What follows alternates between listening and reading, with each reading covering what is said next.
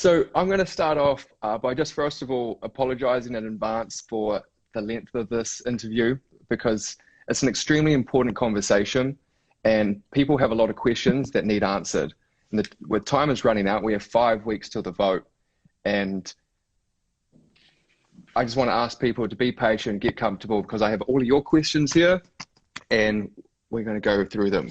So Helen, I literally grew up with you as our leader. I was raised by a woman, by my mother and my grandmother, and was constantly reinforced to be proud of New Zealand because we're a progressive nation with a powerful woman leader. Not in a million years did I think the reason I'd be meeting that powerful leader was because of cannabis. So thank you so much for giving me the time to talk, but it's an important topic. Just to clarify for those listening who may not have agreed with your political views in the past, and they might hold negative bias, I just wanted to raise a few of your achievements so people understand why I'm talking to you. So Helen was the Prime Minister of New Zealand for 3 terms and also the first woman to win office. She was the head of the United Nations Development Program for 8 years, which also was the first woman to ever take that position. You are now the chair of the Global Commission on Drug Policy, and to give an idea of the caliber of people in that group, we have the former president of Brazil, Switzerland, Colombia, Poland, Chile, South Africa, Nigeria, Portugal, and Mexico. So a lot of very influential people. And then you're also a member of the Order of New Zealand, our highest honour for services to New Zealand, and arguably one of the most successful Kiwis of all time. So anyone out there, Helen is the best point of call to have this discussion with. So thank you so much. Thanks. Leading up to the vote, information around the cannabis referendum has been shockingly low, leaving many people with questions that are unanswered. So I've asked the public to get their questions, and I'm going to go and be the voice of the millennial and Gen Z generation. In order to maintain their support, as much as I respect you, Helen, I must ask the hard questions no matter how difficult to answer. So I apologize in advance. To start off, I grew up a proud Kiwi because we conquered Mount Everest. We said no to nuclear power. We gave women the right to vote first. We legalized gay marriage. We've always been a progressive, world-leading country. So should we view legalizing cannabis in the same way? I think we have an opportunity to lead on this. We're a bit behind those who have stepped up, like the Canadians and Uruguay and quite a number of the United States of America states, and Luxembourg is legalizing. The list goes on. But we could be setting a trend in our region. By the way, the Australian Capital Territory has already moved. So it's not like this is some wild, crazy thing to do. A lot of countries have worked out, like our Justice Minister, Andrew Little, and others have worked out, that trying to prohibit the use of something that up to 80% of New Zealanders will try at some time in their lifetimes is pretty ridiculous. That's probably, as many or even more than will try a glass of wine in their lifetimes. So better to deal with this on its merits, on the evidence, recognise that as a drug it's immensely less dangerous to your health than tobacco smoking is, less dangerous to both your health and to society than alcohol is, and put some rules around it. And that's really what at the Global Commission on Drug Policy we advocate. We say legalise and regulate, put rules around it, take it out of the black market and deal with it responsibility as a state. So in saying that then, why was cannabis made illegal in the first place? If all these people are supporting it and they understand regulation and control is so important, why did we take such a drastic approach? What I'd recommend is, if people have the time, go to Global Commission on Drug Policy on the web and go to recent reports, and you'll see our reports on why this drug ended up in the bad basket when tobacco and alcohol ended up in the good basket. Incredible, isn't it, when you think about it? And the truth is that when the UN single conventions on drugs came in, tobacco and alcohol were widely used in powerful Western societies, which were calling the shots on these things. And so it was easy for the powerful Western societies to say, oh, just ignore those, they're widespread, but, cannabis can go on the list with everything else as a bad thing to do. And it's ridiculous. I mean, cannabis has a long history in human society. It is used, for example, traditionally in Hindu festivals called ganja. It's been used by humans for forever and a day, but it wasn't used in an upfront way in Western societies when the conventions were being negotiated and the schedules for classification of drugs internationally were being worked out. So that's the history we're up against. Now, if you ask, other people, particularly those from Black Lives Matter hashtag movement in the States, they would say to you, it's just plain racist. It was a way to, some make the allegation, and I'm not saying whether I agree with it or not, but it's made, that when the civil rights legislation passed, the figuring was, well, maybe you could deal with African Americans another way through imprisonment through this. I mean, that's how strongly some people feel about it. So it has had, I'm sad to say, it has had a racial discrimination aspect to it, including in our own country, where young Māori are much more likely to be arrested, prosecuted, convicted, jailed on the cannabis-related offences. In the United States, much more likely to be the Afro-American community, minorities everywhere really, more likely to be picked on by these sorts of laws. So has prohibition ever worked then? No. And it's interesting to, we can't think back because we're not that old. Even my father at 98 isn't quite this old. But there was an attempt to prohibit alcohol in a number of Western societies towards the end of World War I. And it had to be abandoned when the troops came home. They said, we haven't been out there fighting the front of Gallipoli and the rest of it to come home. We told them we can't have a beer. Get a life. So, but as long as alcohol was prohibited, of course, it was a gift to organised crime, because where humans want something, they're going to get it.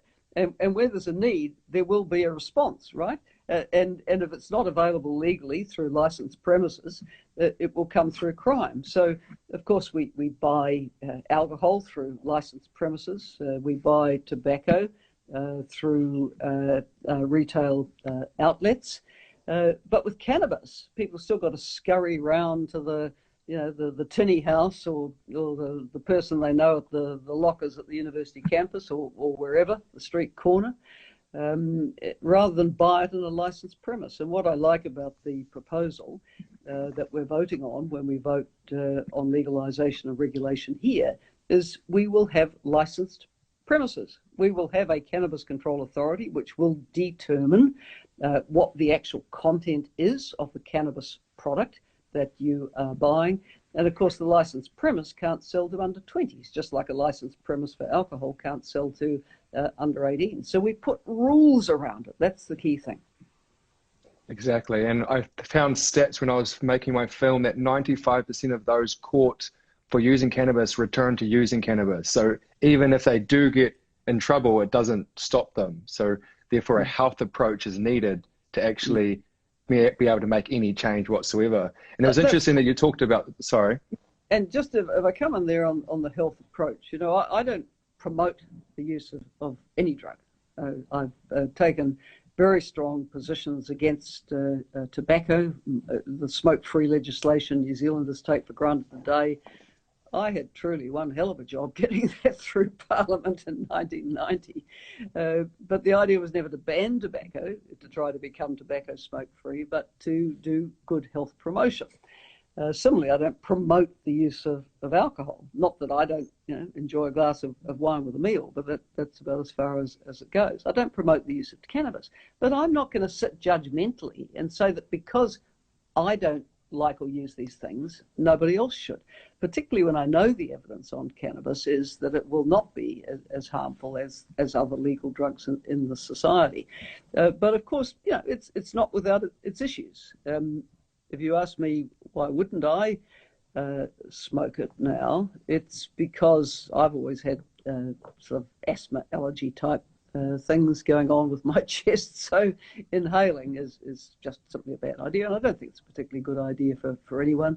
The reason that there is an age on purchase is that there has been some association bad effects for the younger users. So we set the age at 20 to overcome that. But it's very hard to have an upfront conversation about what health issues there might be when something is illegal. Because if something's illegal, all the health authorities can say is you can't do it.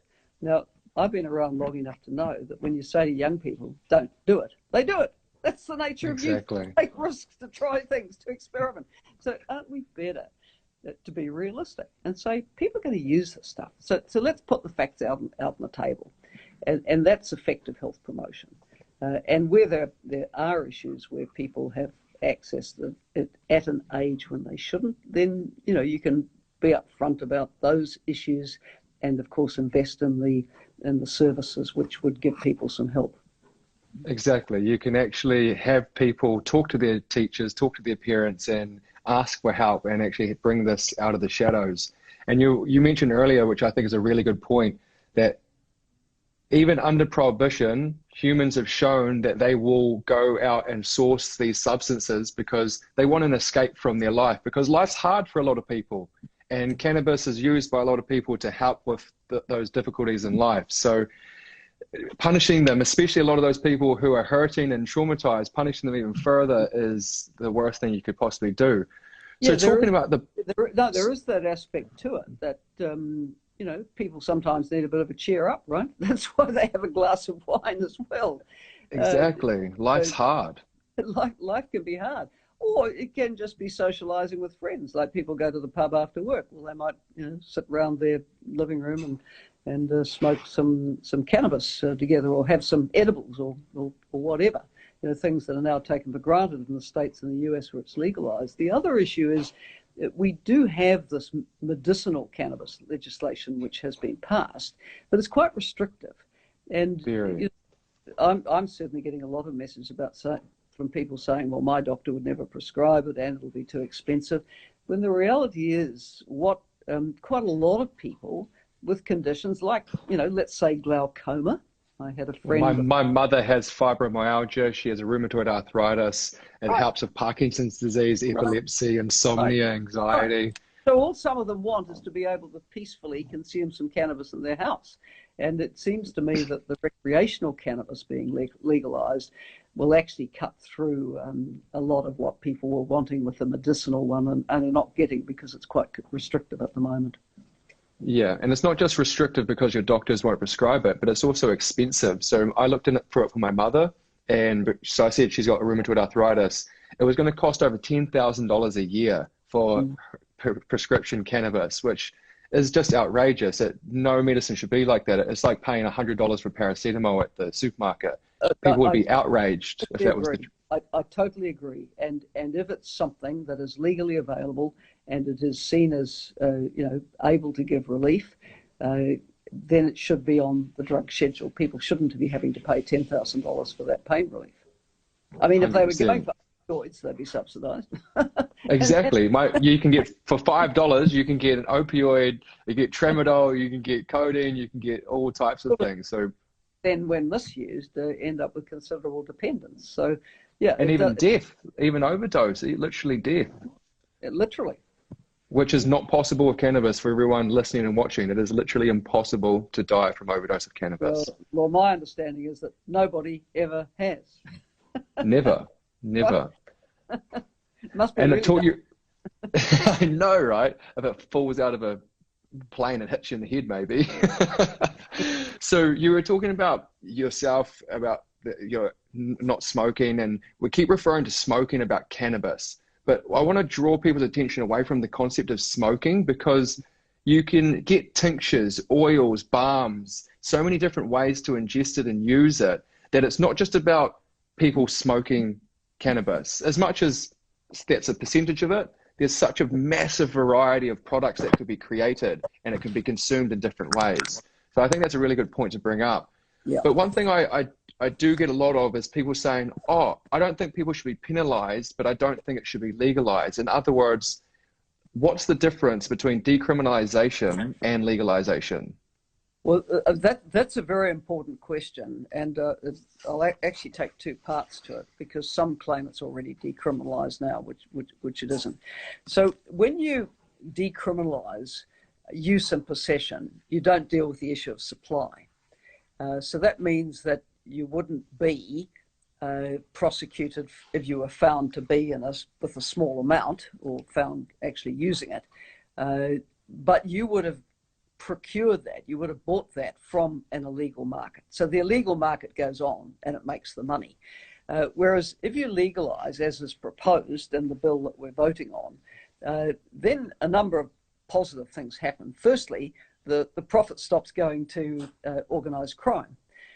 You have people earning an honest living from growing cannabis. And I was very touched, Steve, by the movie you did when you went to Oregon State and you spoke to those growers in the rural communities, and you saw how their lives had transformed because they had an honest living. It was absolutely incredible. And when you're making an honest living, you're in the tax system, so you're paying your taxes. Exactly. Secondly, of course, when it's sold, there will be a tax on the product, as there's a tax on tobacco and on alcohol. And with respect to this one, there'll be a specific levy as well, which will go for the health promotion purposes. Now, when I said, some of the people who are campaigning with misleading statements are saying, oh, it's already decriminalised. So last year, there was a Misuse of Drugs Amendment Act that went through our Parliament, and it went through with good intentions. It said to the police, you are not to arrest and prosecute people for use and possession unless it is in the public interest to do so. Now, that particular phrase was added in, I understand, at the behest of New Zealand First. And I'm afraid, and I do have respect for our police, but I'm afraid when you put in a phrase like that, give an inch and they take a mile. And so when the information came in, just in the last few weeks, about had there been any change in the level of arrest and prosecution for use and possession of drugs since the passage of this law, answer, zilch, no change. So the truth is, the law's always been discriminatory, and the police have used it against the people they've always used it against, and the arrest and prosecution rate hasn't gone down. So, really, this is ridiculous. And we're only going to deal with this with respect to cannabis when we upfront legalise. Exactly. And people out there, just to give a perspective of number, it's about 4,000 people a year are prosecuted for cannabis. So that means in my lifetime, that's over 100,000 people, that's lives have been ruined for using cannabis, which that should not be. That inhibits education, it inhibits travel, it inhibits being employed. And that's the damages. I personally believe, and I think you do as well, the prohibition is more harmful than the actual negative effects of cannabis itself. Well, that's the point, isn't it? Because we're not saying there is never any negative effect, right? But what we're saying is, if you weigh it up, any negative effects you want to identify are far less negative overall than the damage that prohibition does to people's lives. Look, I can think of the sort of classical case, really, of a nephew of a friend of mine who wasn't that good at school. He lost interest and he started, dropping out and smoking cannabis, and then he needed a bit of money to pay for the cannabis. Expelled from the school, by the way, because schools just expel kids far too often for these things. And then, because he was selling cannabis to, so he could pay for it himself, he got picked up for supply. That's a jail sentence. And so, as from quite a young man age, he couldn't go to see his parents who'd moved to Australia without getting special permission every time. Couldn't even dream of trying to enter the United States or many other countries. And of course, it affected his ability to get work. So it reinforces a problem that was there at the beginning, marginalised at school, taking up a habit that was deemed illegal, selling, convicted for supply, jail, slippery slope. And we shouldn't put people on that slope. Definitely. So you've looked into this quite a lot. I see here that the Helen Clark Foundation released a policy paper called The Case for Yes. Can you tell me and everyone listening, what are the main points of this report? So what our report did, and obviously supported by the Global Commission on Drug Policy, was look at what the case was for voting yes, and it was very much based on the fact that prohibition does far more harm than any negative effect overall from cannabis. We made the obvious points that it is a less harmful drug than some which are already legal, that it is very, very widely used, that the enforcement of the law on cannabis is quite discriminatory, particularly against Māori and against youth in general, and that's a bad thing. And where a law is seen to be unfair, it actually brings the law into disrepute. And I think we want our laws to be good laws and to be upheld, and we want to be able to respect those who enforce them. But when people feel a law is unjust, as this law is, it diminishes respect for institutions, and that's in itself not a good thing. So putting it all together, taking on board the fact that other jurisdictions, these states in the USA, Canada, that's so like us in so many ways, Uruguay, other countries have moved down this track. We say, why not join the vanguard here, New Zealand? We are a progressive country, and we could be a leader on this. We really could be.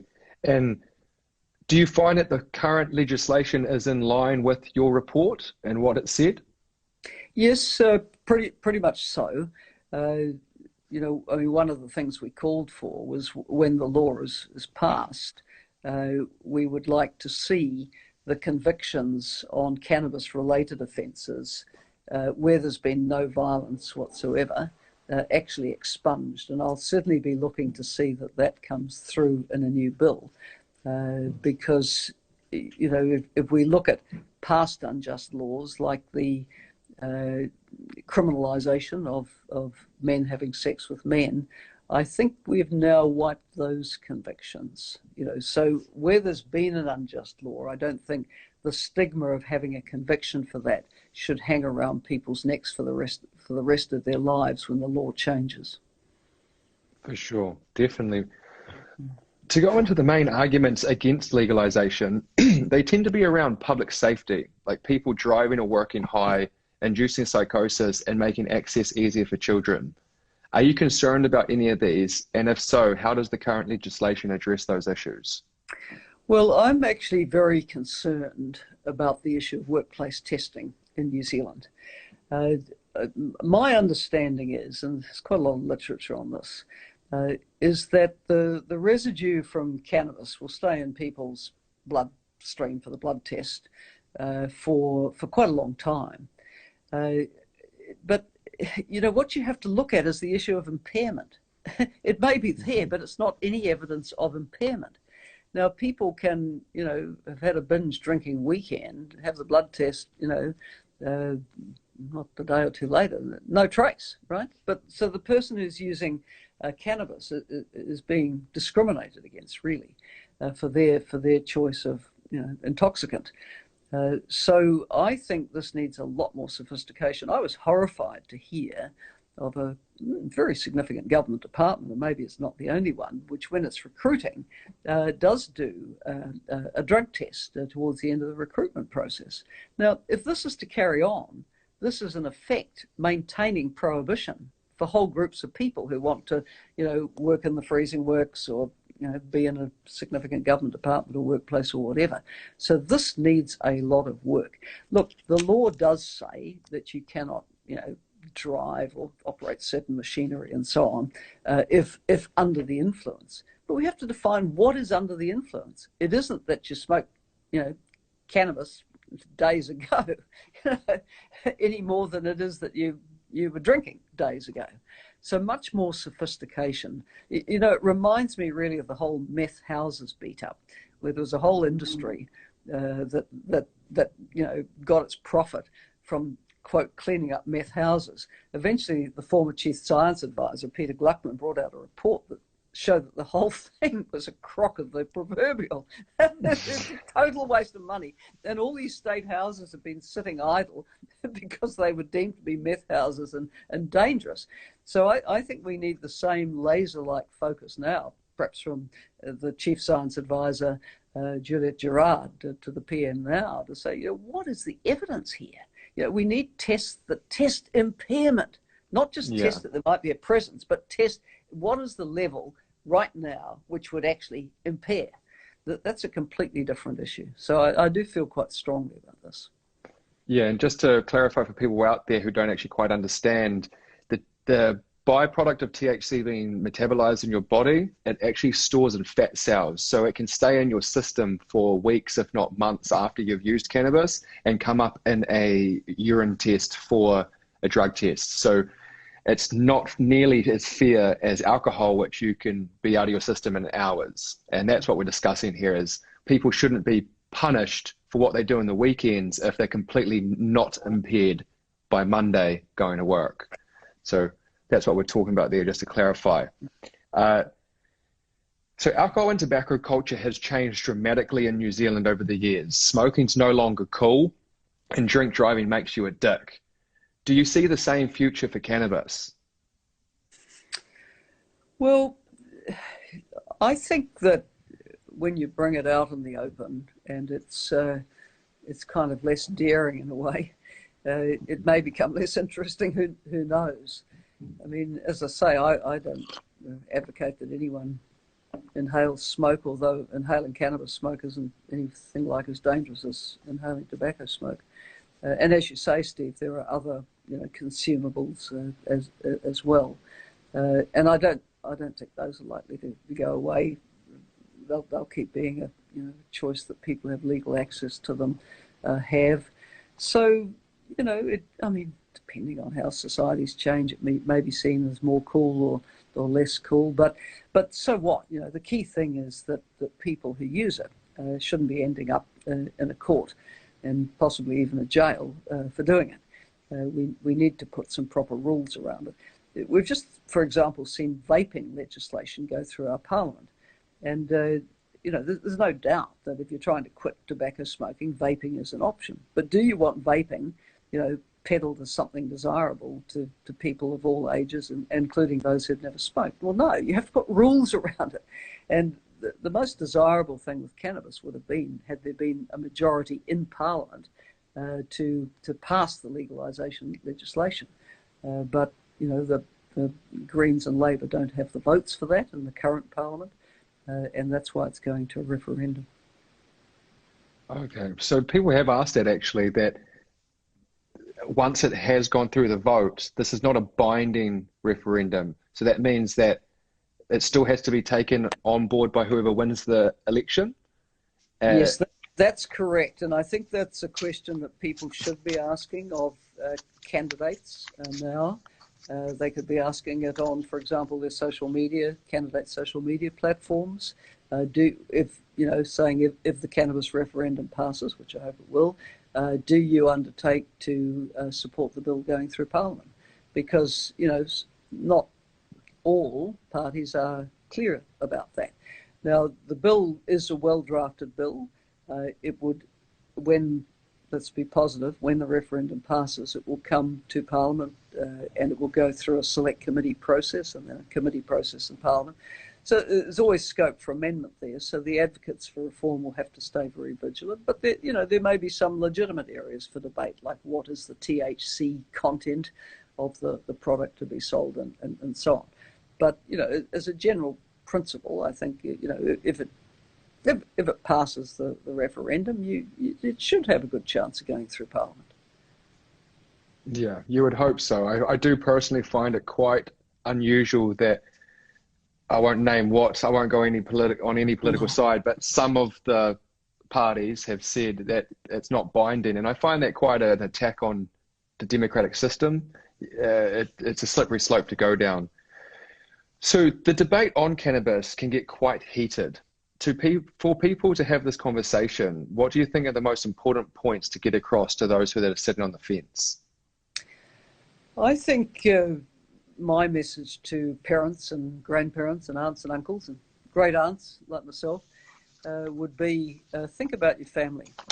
Do you want your child, grandchild, great niece, whatever, do you want them to be one of these thousands of people a year who are prosecuted for a cannabis-related offence? And, you know, the humiliation that that brings to your family with a member being dragged through the court and what it does to the future of the young person in your family. That's what I'd ask people to really think about and to take on board the you know, very heavy scientific evidence that this is a less harmful drug than you see people consuming all around you every day, whether it's tobacco or alcohol.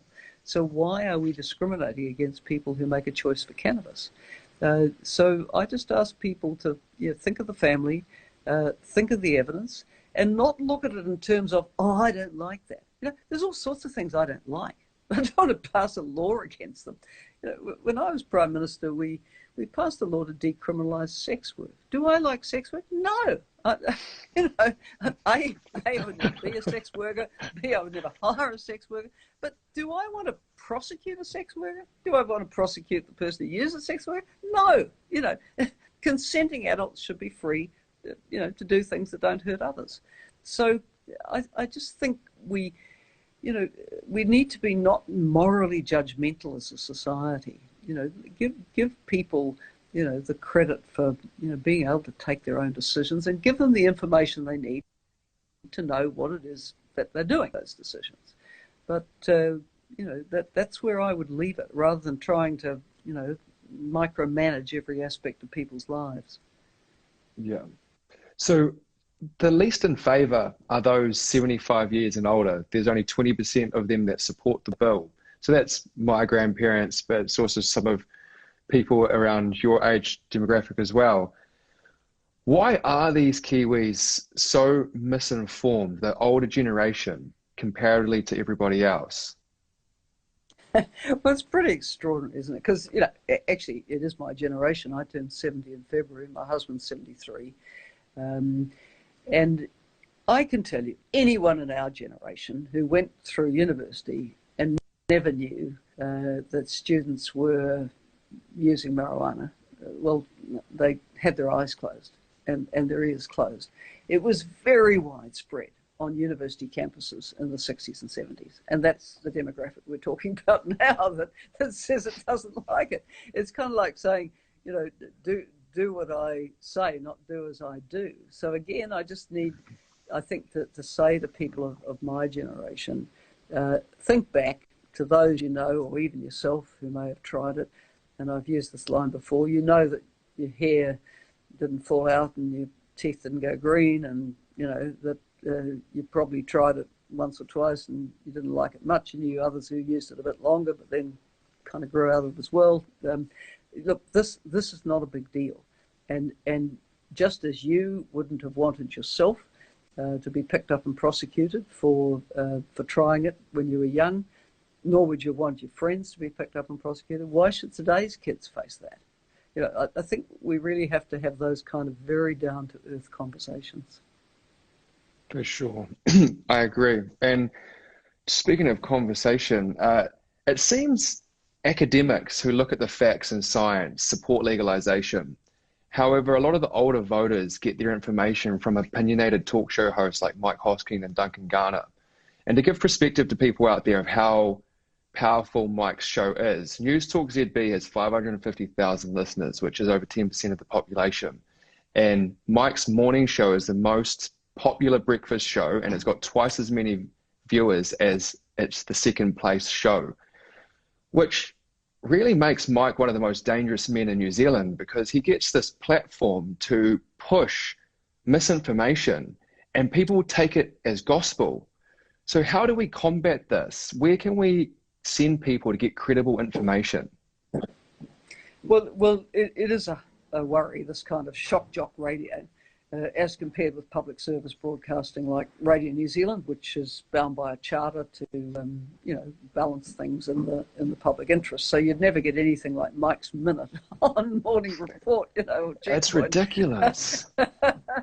But when you think about it, if the shock jocks on that show had the power of a public opinion that they'd like to think they had, you wouldn't be, seeing New Zealand is about to return Jacinda Ardern as Prime Minister, because Mike's Minute regularly has a go at her as well. So I wonder if, in a way, it's just that, the car radio is tuned to it. People are rushing around the house, putting the cornflakes on the table for the kids. The rant's going on in the background. You listen to the news bulletin and the sports results and the weather. But, how much influence does it really have, I guess, is what I'm asking. So I'd say to people that there are... Well, the scary thing is, just to put it out there for people... there are more informative channels, whether it's Morning Report... There definitely are.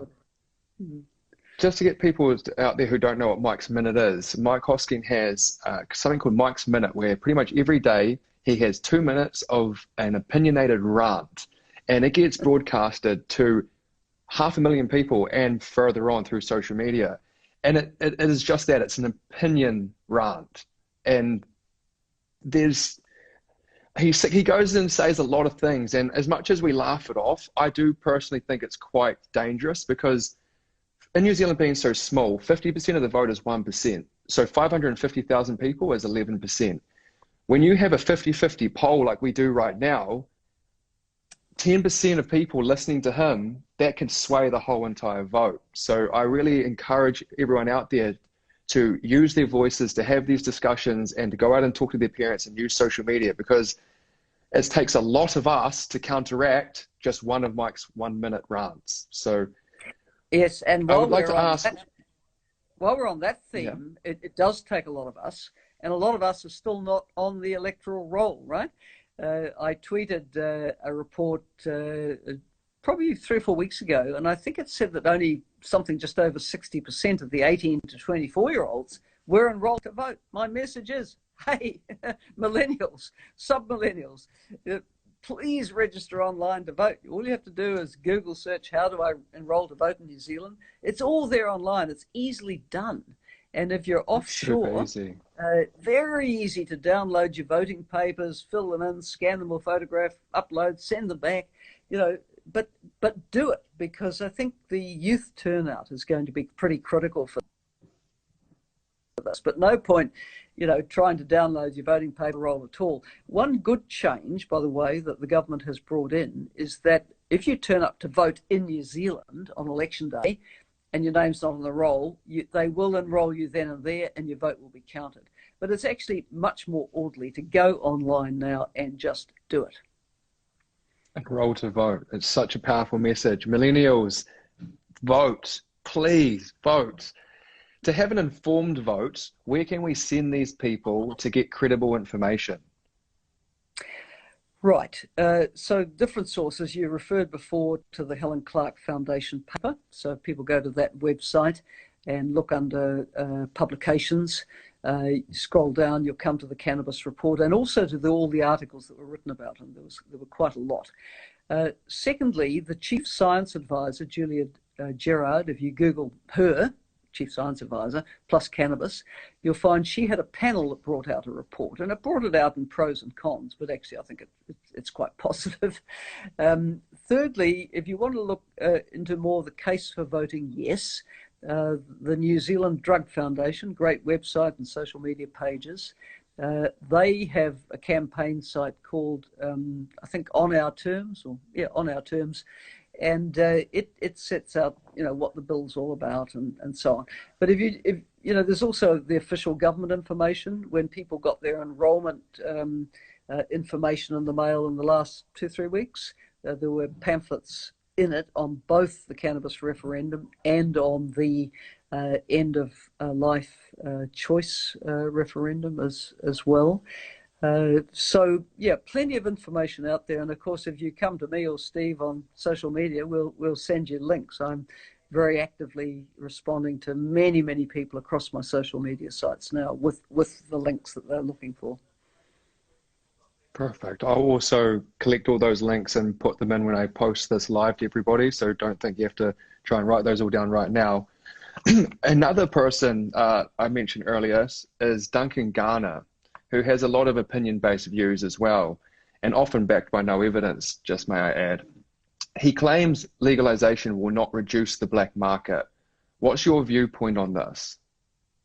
Oh, I think it certainly will, because, you know, for most people, given a choice between buying something legally and buying it illegally, they're going to go legal. Why wouldn't they? Why have the hassle of you know, being associated with a gang that's peddling something or so? So, you know, he'll probably be hanging on to whatever's coming out of Canada, which, by the way, has only had its law a relatively short time. It does take time to squeeze the organised crime out of it, but I think, you know, when the bill goes through the referendum, as we hope it will, and when the legislation passes, there really needs to be quite a public education campaign about, if you're going to use it, buy it here. You know, don't buy it from organised crime. And, you know, organised crime has got very rich on the proceeds of cannabis, and we want to stop that. Extremely rich. Just to put a number out there, $214 million every year is missed in tax, just tax alone, from the organised crime. And also, just want to make a point about this myself, because Duncan often refers to America as an example, which is not valid because they have other states that it is not legal. So their black market involves going from a legal state and driving it into an illegal state. Because we are an island, we're not going to have anything like that. So it is not comparative in that way, just to reinforce to people, because a lot of people don't realize that. And then also the Canada, even though you can drive it through Canada, they still had a shift of 60 to 70% of people into the legal market, which that's 70% of money taken from the black market, which is a good thing. So a point I'm going to raise for a lot of people out there, because there's a bit of frustration involved. So I feel like I need to bring this to a light.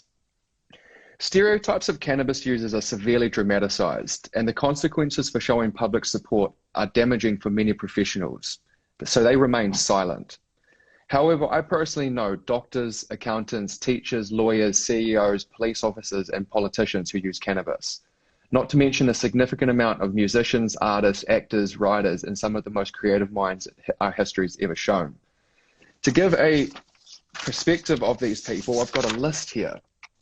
I tried to get as much background as I could to try and to hit as many different demographics. So we have, these are people that have used cannabis.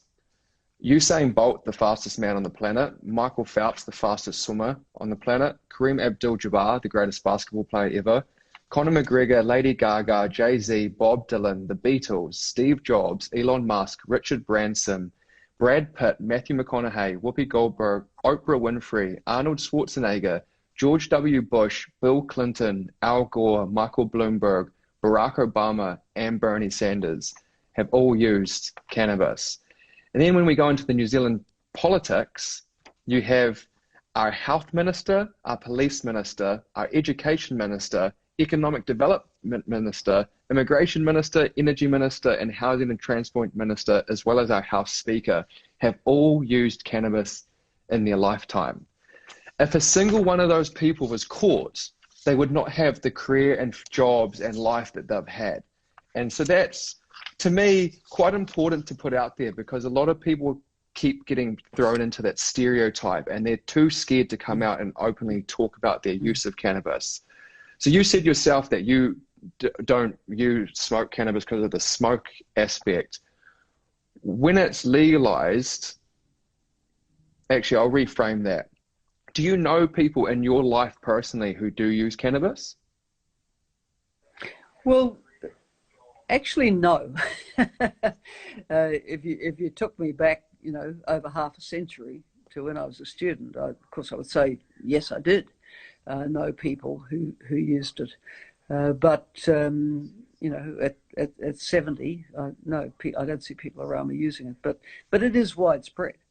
You mentioned in an interview I saw that you're a person in Switzerland, a friend of yours or a colleague of yours you knew, because it's legal and it's a legal system in Switzerland, that they have used cannabis before.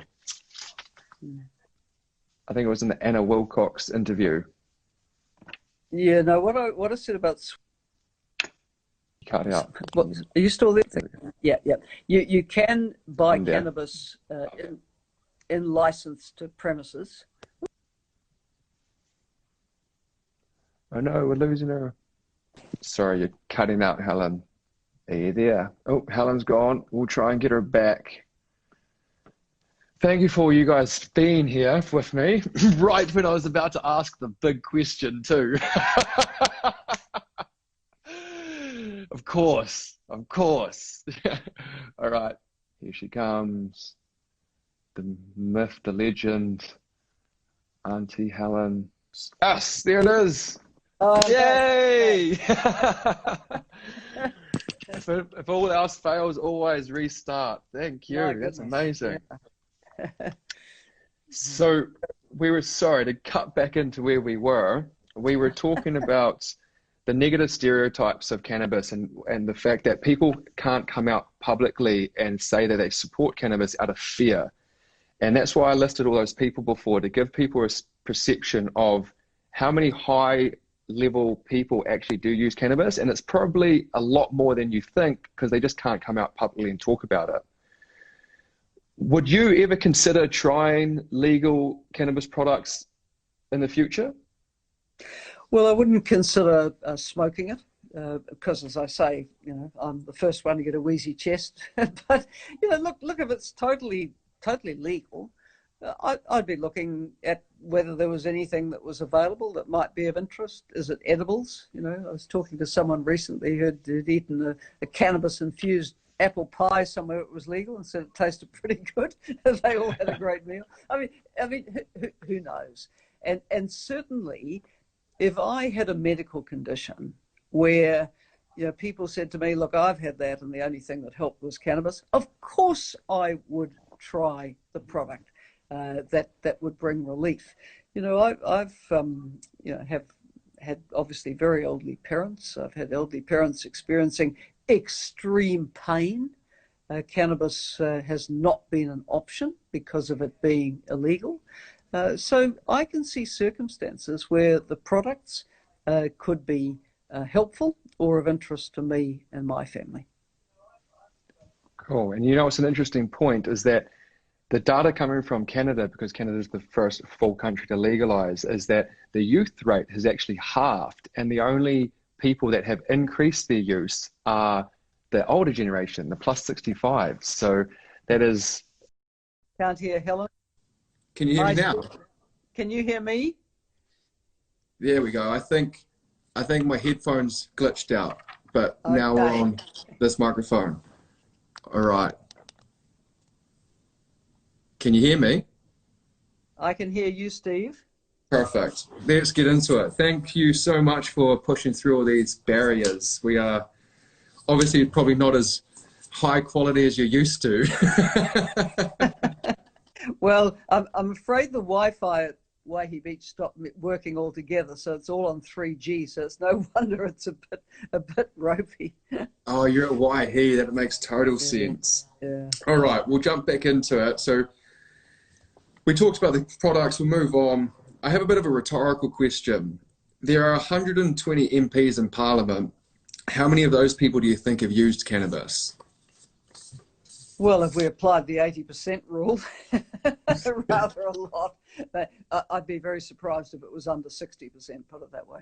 Very surprised. Just to back it up, I have quite a list. But I won't go into sure them. You do. I won't go into them. So what I'm really asking and talking about is if these people actually know the effects of cannabis, because politicians strongly arguing against the use of cannabis don't seem to have used it, and it's frustrating for regular users because the impairment has been grossly dramatized. They talk about it in comparison with alcohol, when in reality your tolerance builds very quickly if you're a regular user of cannabis, and you can actually have a high amount of cannabis and still function on a day-to-day very normally. And too often do people compare complete intoxication of alcohol and complete intoxication of cannabis like they're the same thing. I personally went to Otago University. I was a part of the Scarfy culture, and I have never seen so much damage than I've seen with alcohol. People covered in vomit, in the fetal position, on the sides of roads, and I would say it's 10 times more harmful than the effects of cannabis. So I think it's important that we stop talking about alcohol and cannabis like they're the same, and too many politicians are. So when you were Prime Minister, did you ever consider legalization? Well, look, I'll tell you my history on this. I was a health minister 1989-90, and I recall at the time that the health ministry did produce a briefing that was supportive of decriminalisation. You know, we're talking now over 30 years ago. Now, you know, I had about 20 months as health minister.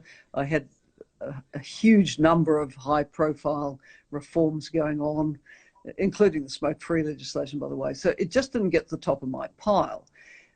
I spoke out as leader of the opposition in favour of stopping it being a criminal offence. This is going back 26 years or so.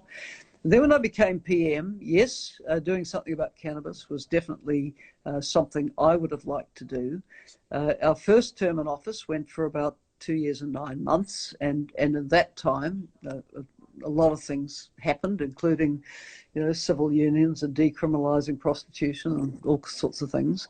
And then when we went into government again in 2002 and 2005, we had new partners that we had to rely on for votes in Parliament, confidence and supply votes on the budget and so on. Without that, your government falls. And the United Future Party, led by Peter Dunne at that time, in both agreements on confidence and supply, specifically wrote in that there would be no moves on the legalisation of cannabis. So, you know, we were kind of stymied. And if you're asking me, was I not going to try to form a government because of that? Well, no, because there were so many other things that you could do, whether it was working for families or Kiwis or, you know, subsidising visits to the doctor or whatever. Now, look, the good news is that Peter Dunne has come, you know, 180 degrees on this, and as a minister actually started to say some quite sensible things about drug law reform, and is now an advocate for a yes vote, which is great. But it wasn't that helpful at the time. So, you know, there we are. It was something that couldn't be done. But, you know, I think this is a new generation in charge now.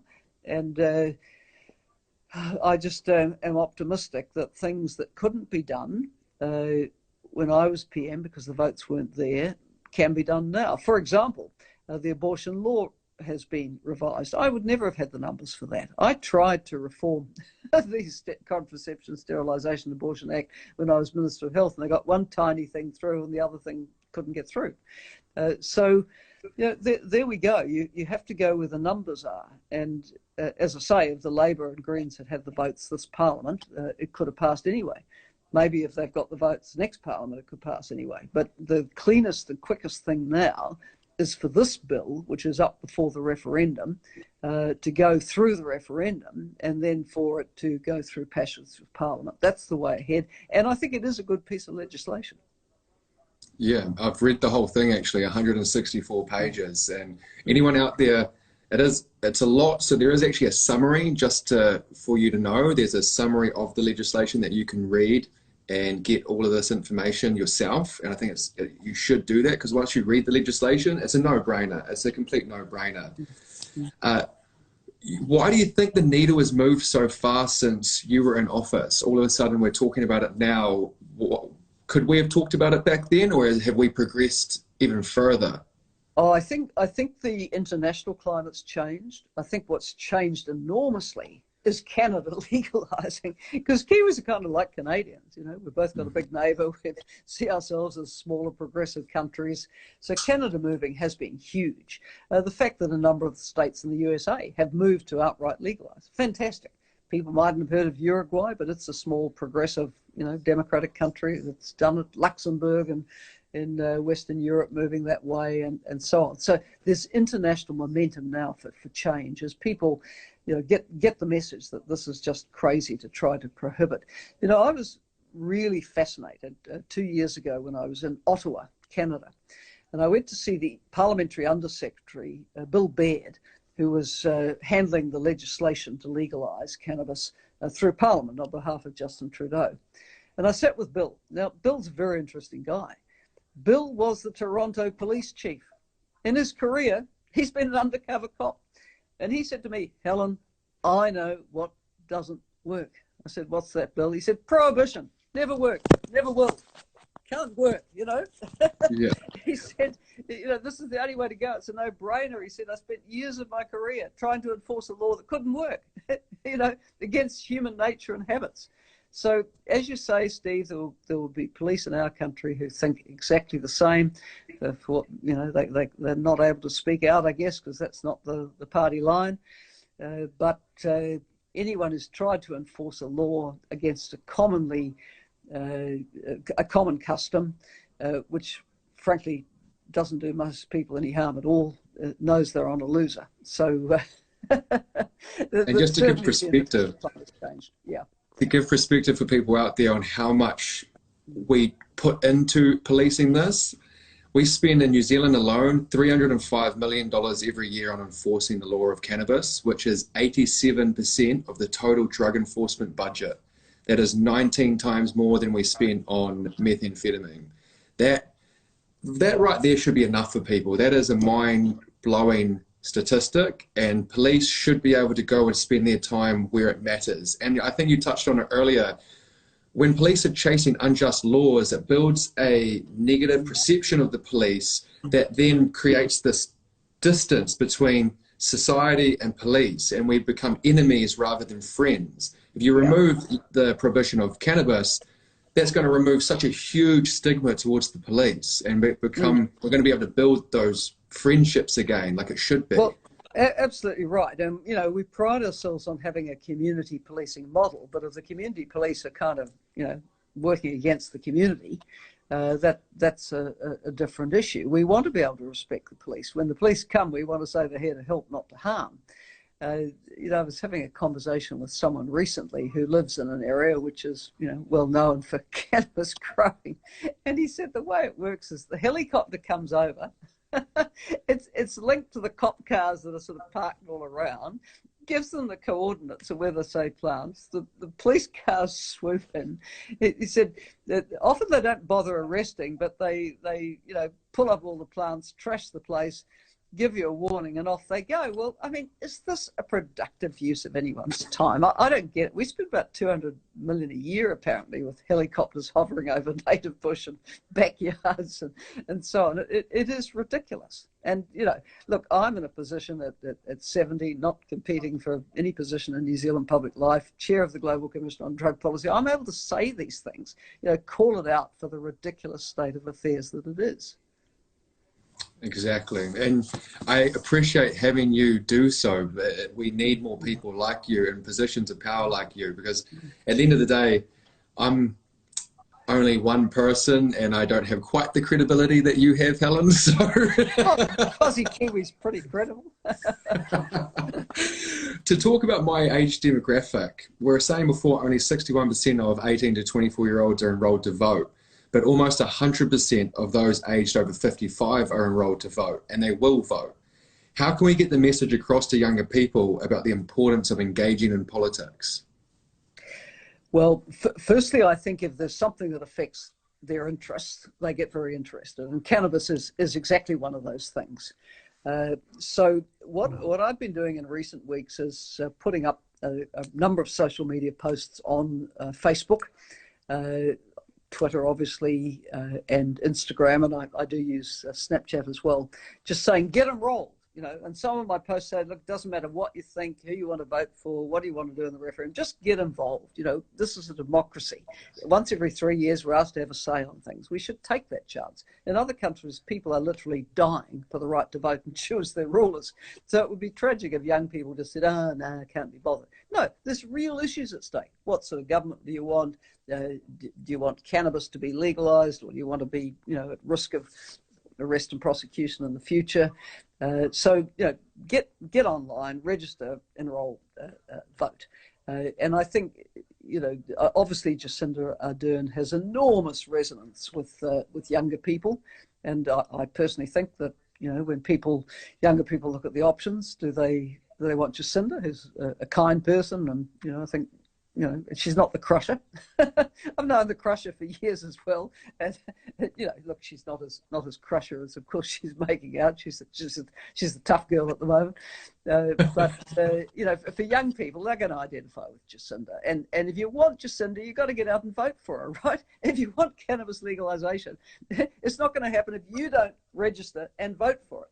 So what I say is, I've been really thrilled on the posts I've been putting up at the number of young people coming back and saying, thanks, Auntie Helen, for reminding us. I'm going to do it today. I'm telling my friends, and I see the posts, the tweets being shared, and, you know, the Instagram stories. So that's fantastic. We just need to get a bit of a buzz around this, that this matters to you, 18 to 24-year-olds. This is about your future. You know, it is about, you know, your rights and freedoms and what matters to you in New Zealand. So just do it. Get registered and vote. I love that. That's such a good point to make. And everyone out there, use social media. If Auntie Helen can use social media, you can too. Get out there, share these things, and motivate people to vote, because it's cool. It's a cool thing to vote. Right, we're coming near to the end, so now we're just going to move on to the quick questions from the people. I've got a list here. They can be answered reasonably quickly. We don't have to dive super deep into all of them. And some of them may have already been answered. So if I say something that's been answered, I might just answer it and then move on. So I think a really important one to ask is, if the vote is a no, how long would it be until this opportunity arose again? Well, it would be very disappointing. Look, when you look at the current opinion polls, clearly Labor's doing very well. The Greens, you know, they're kind of hovering around the threshold, but in my experience, you know, they've got over the threshold every time since the '99 election. I mean, there is a chance that you would get a majority Labor Green government that might revisit it, but the problem is, if it's voted down, you know, I can still see my colleagues in the Labor Party thinking, oh, well, should we try again this soon? You know, they might feel that the public had spoken. But the safest thing to do, if you want this through, is to give it a resounding yes vote in the referendum, because that will guarantee action from an incoming Labor and probably Labor and Green government. If it were voted down, yeah, I think it'll drag on again. We might not get a chance for quite a while. Yeah, and that's the fear I have. People are saying it could be 10 years before we got to vote on this again, because if National got in, it was such a mission just to get this vote. People don't understand how difficult it was just to get the vote. So I'm talking like you, positivity. It's going to be a yes. It's going to be a yes. Manifestation. Yes, yes, yes. So we've already covered that alcohol is far more harmful than cannabis. The negatives of cannabis versus the negatives of prohibition, we've covered that. We've covered that you cannot overdose from cannabis. Do you think it's a bad thing to be high? A lot of people, they hear psychoactive, they hear THC, and they freak out. Even though getting drunk, you are so much more intoxicated than you are when you get high using cannabis. In your opinion, is getting high a bad thing? No, I don't think so. I don't think it's a bad thing for people to enjoy themselves on cannabis. I don't think it's a bad thing for people to have a couple of drinks with friends and, you know, feel happy. I mean, you know, why wouldn't we want people to be happy?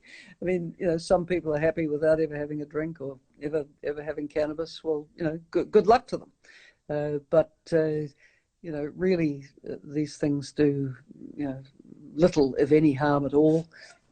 Used, you know, responsibly, and I don't think we should deny people that. So no, there's nothing wrong with people wanting to be sociable and share something together, in my humble opinion. Good. How will legalization help a person who doesn't want to use cannabis? Well, I think the good thing would be the blow it strikes to organised crime. Look, we have an organised crime problem in New Zealand, right? It's called gangs, by and large, and they're a blight on our communities. And they particularly thrive in communities where there hasn't been a lot of hope of jobs and being able to fulfill your dreams. And a number of those communities are the ones where cannabis is growing and people face significant legal penalties for doing so. I actually have a hope that with legal cannabis and legal growing, that those who have been growing to supply the illegal market can come into the legal market, grow for the legal market, make an honest living, like the people that you interviewed in Oregon, who were probably producing before the law was put in place there as well, and that this can help revitalize these communities. I think we could see some regional economic development for Northland, Waikato, Bay of Plenty, East Coast, Nelson, Tasman, West Coast areas where cannabis can grow quite well. So there's a really positive economic development message for that, which I think people should relate to, and getting the criminals out of it. Yeah, and I think that's such a good point to raise, is the economic benefits leading into what's going to be one of the biggest world recessions we've seen in our generations. This is going to produce thousands and thousands and thousands of jobs in the cannabis industry, but then the hemp industry is going to produce thousands and thousands of jobs. And then you've got the accountants and the security and the construction and all of the supply chains. There's just going to be a huge, thriving economic industry. And if you want to know how it's going to affect you, legalization is going to affect you, it's going to help our economy. It's going to give people jobs. So I think that's a really important point to make. And the tax revenue. I mean, New Zealand Institute of Economic Research estimated $490 million every year. That's not small money. It's good money. And the levy on the product that will go to health purposes, both for health promotion, educating people about pros and cons, and also on services, that's very positive. Absolutely. How does this affect the smoke-free goal of New Zealand? Well, the smoke-free goal relates to tobacco. Tobacco smoke-free by 2025. Which, I mean, the reality is in 2025 there'll still be some people smoking, but it's dropped enormously. And it's dropped because there's been so much health promotion over the years, and a high tax on tobacco, of course, and plain packaging, and. So, we've made a lot of progress. But tobacco is a drug. When I was PM, when I was health minister 30 years ago, we used to say that it killed around a quarter of those who used it. I think the figure used now is more like kills half of those who use it. You can't say that of cannabis. It's just in a completely different order of drug. Tobacco is an extremely dangerous drug, toxic drug, and in terms of being dependence creating, it is more dependence creating than either heroin or morphine, to put it in perspective.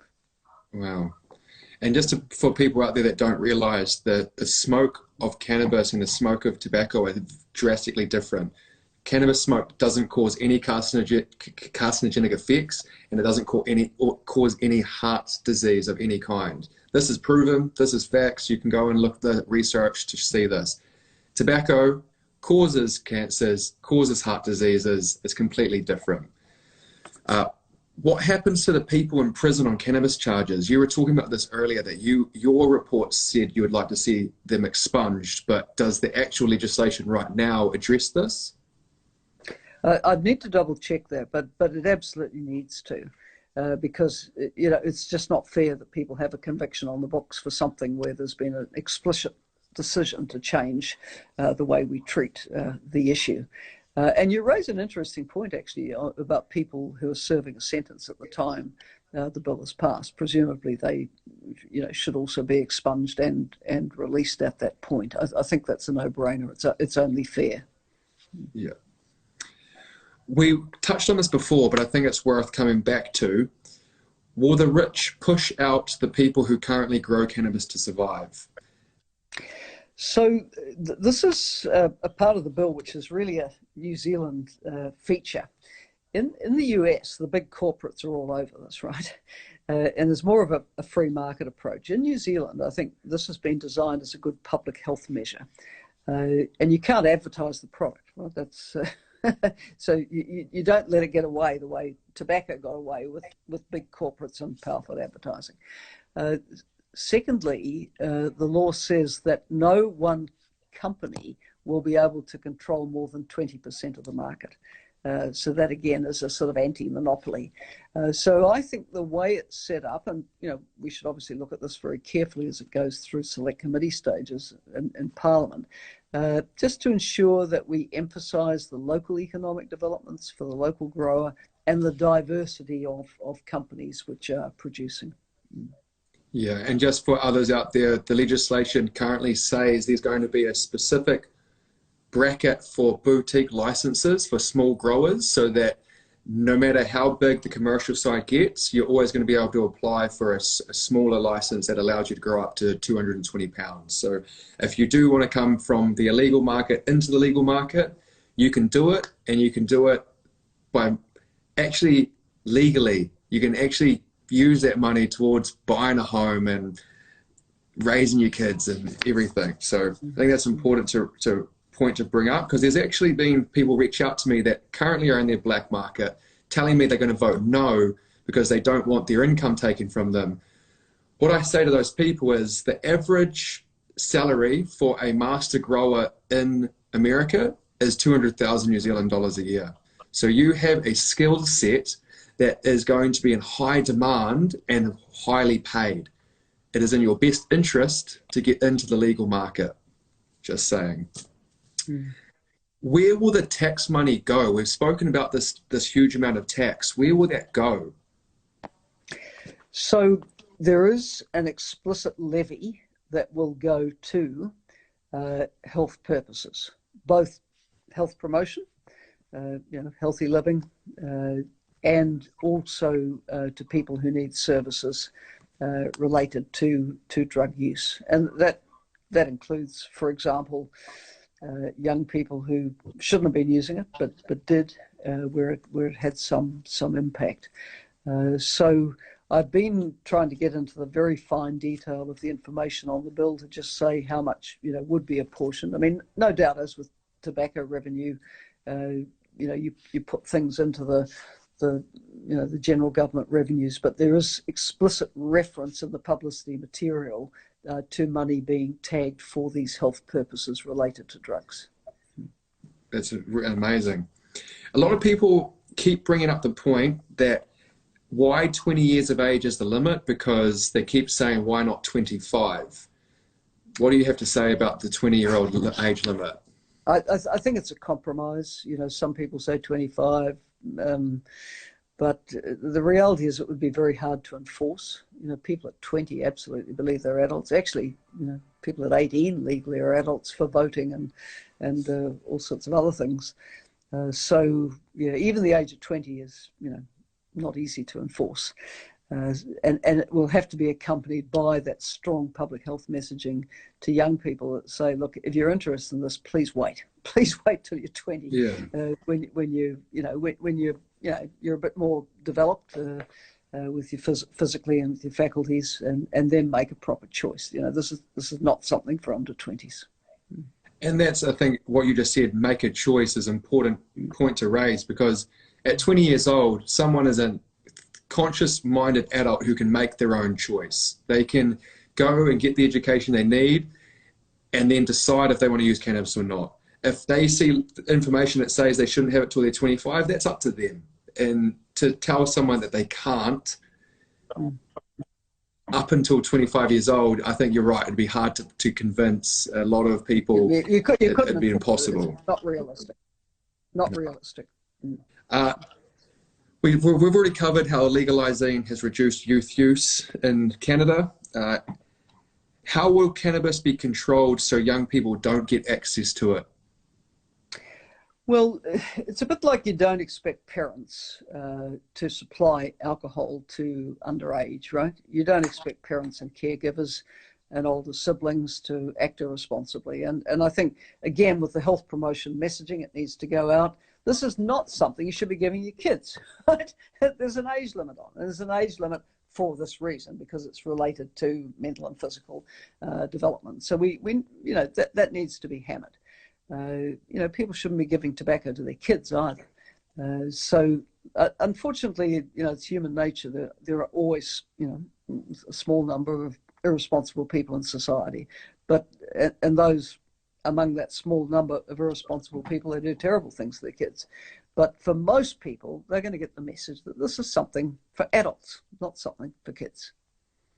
Yeah, and that's all going to be education, and it's going to be easier to get that message across moving into the future. So 5-10 years down the track, I think it's going to be a lot different. We've talked about drug testing at work.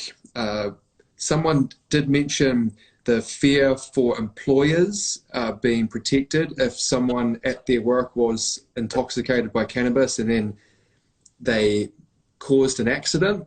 Would the employer be responsible, or is the employee going to be held responsible? I think the employee would be held responsible, and obviously no one should turn up at work stoned, right? They shouldn't turn up at work drunk. But as I say, we've gone far too far in the other direction now by penalising people who are, quote, not stoned, but may still have some evidence that they've smoked it in their bloodstream, but it's not causing any impairment whatsoever. Yeah. We're coming down to our last couple of questions. What are all the industries that could be created by legalization? Firstly, obviously legal growing. So when you think about setting that up, there's going to be water systems, there might be greenhouses, there's going to be equipment purchase, there's going to be horticultural skills. I think I saw one of the polytechs in recent months has set up as a course for how you grow cannabis and for hemp. So, there's sort of quite a backup industry even to get to the growing. And then you've got the harvesting, and then you've got the processing, how it's actually processed, what it's processed into. We don't know at the moment what products the Cannabis Control Authority might license, but if it were to license various kinds of edibles, for example, or other consumables, then there'll be factory processes, there'll be jobs, there'll be distribution.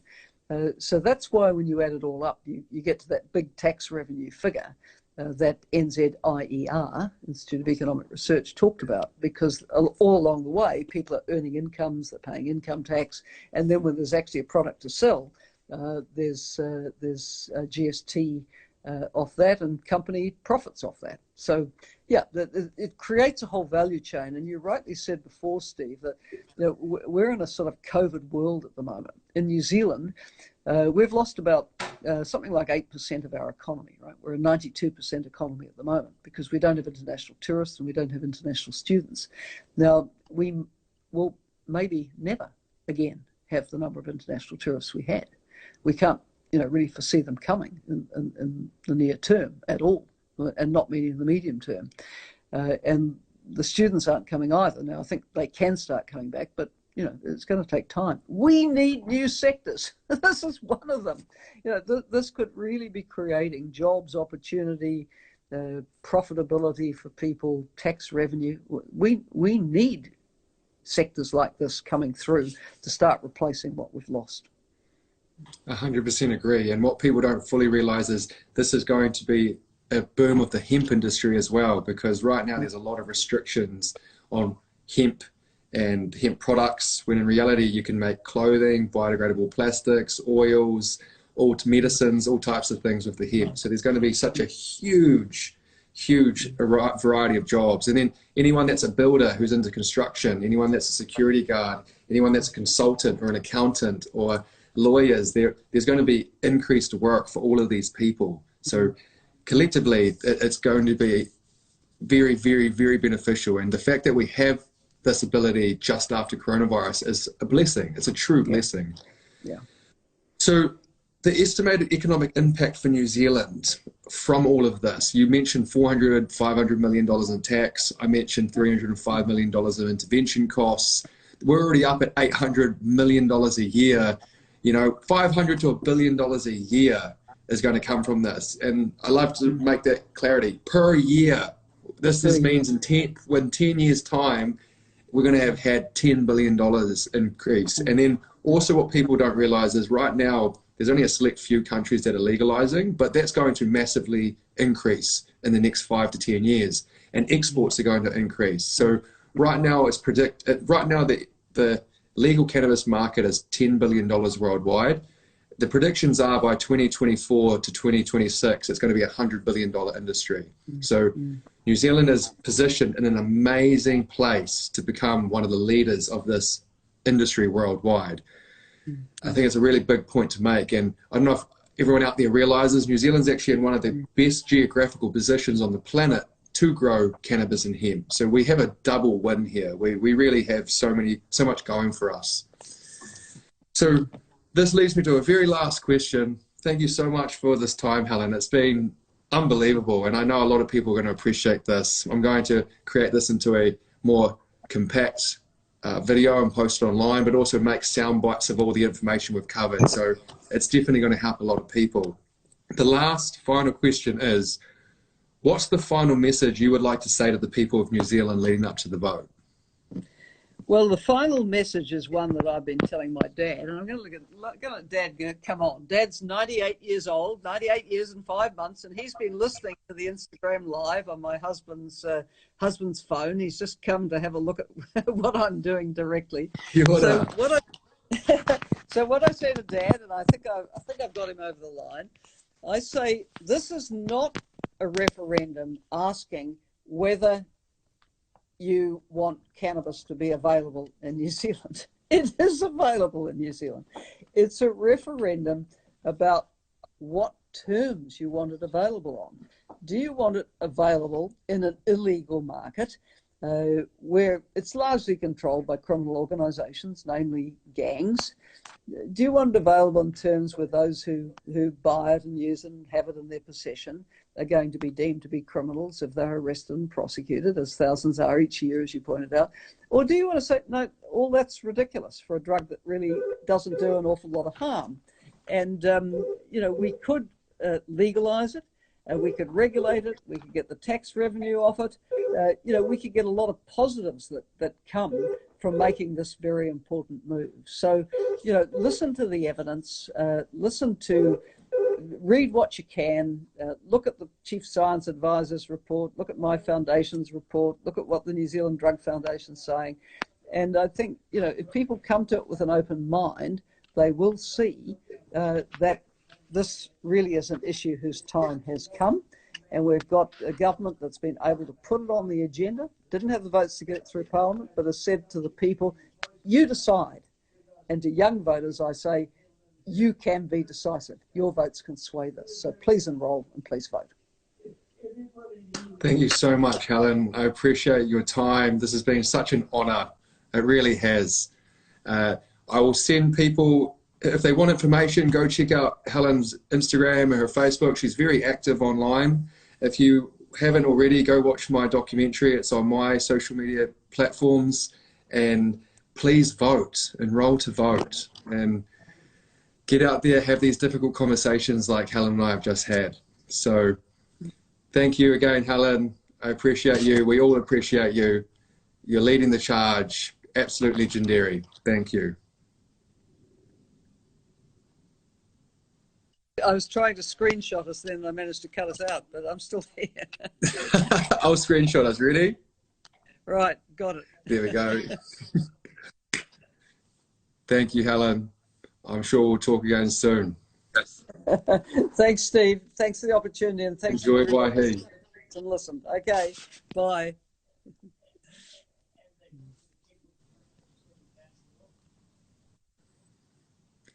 All right, we are done. Team, thank you so much. That was such a privilege and such an honor. Oh, it means the world to me that you're all here supporting me. It really does. And Helen is just an absolute legend, literally one of the greatest New Zealanders to ever live. So much respect for her taking the charge with this and putting out the facts. Because when you look at the facts, you look at the science, you listen to everything we just said, it's a no-brainer. It's a complete no-brainer. So please use social media. We have to get this message out there. I'm going to create smaller bite-sized videos of this. I want you to please share them. Share them with your friends, share them with your family. Go to your conservative grandma and have this conversation. We need this, all right? Until next time, guys, keep being buzzy. Don't forget to watch my documentary. Share it. Keep the movement going. We have 5 weeks until the vote. So we have to bind together now. This is a community effort. Okay, team. Much love. I'll see you later.